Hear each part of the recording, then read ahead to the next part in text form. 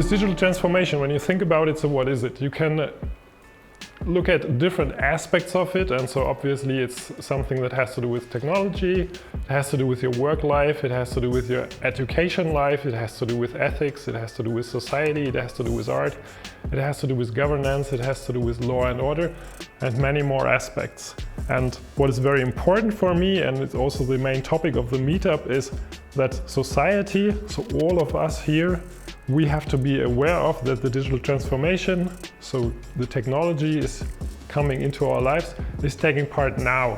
And so now we have to discuss about and shape how we want to interact with this technology. Those of you who've been participating last time, so there I've been giving a talk about autonomous driving and what happens there with data. And so one example I said there was the social scoring that is happening in China right now, where there was an article in the news some days ago again. And so there, everything about your digital persona is collected, and your digital persona is also the things that they are sensing. So there was this iconic thing that people were walking around, and the machine learning algorithms were able to detect who's walking just by looking at the way how this person was walking. And this, you have a lot more in China, but China is just a good example that is showing us where technology can bring us if we allow this. And now is still the time here in Europe to think about what we want to have there as laws, what we want to have as a society. And to do so, we have to be informed about what is happening, and we also have to discuss about it. And so this is what I want to enable with the meetup. And this is also what we did with this initiative here. And behind me is the German chapter of the ACM. So the ACM is the Association of Computing Machinery. It's the biggest association of computer scientists worldwide.